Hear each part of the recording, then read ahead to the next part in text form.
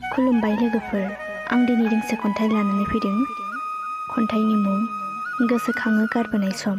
खन्थाइखौ लिरदों सनारि ब्रह्म आरो खन्थाइखौ आवरायदों जावलिया सिमां।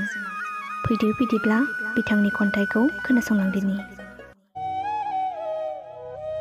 गोसोखाङो गारबोनाय सम।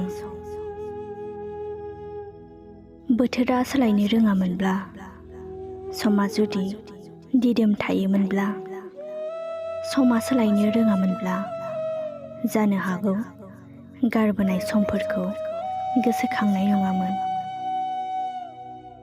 दिनै गोसोआव रोमै रोमै जाखांफैदों गोसो सिङाव गारबोनाय बै उन्दै समनि जारिमिना।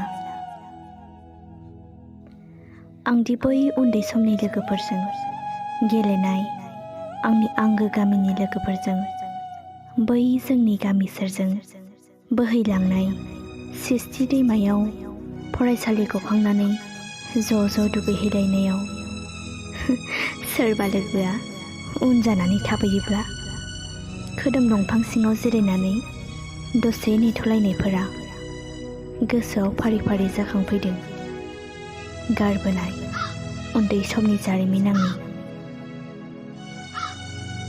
आरो फरायनाय समाव ज' थांनाय फैनाय, धुब्रिनिफ्राय 8:30 रिंगायाव फैनाय गंसे बासजों गाखोलाङोमोन जों फरायसालियाव।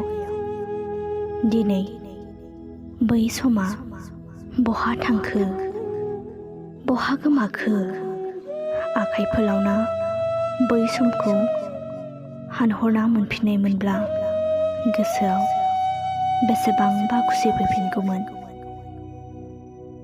एसेनोसै, गोजोन्थों।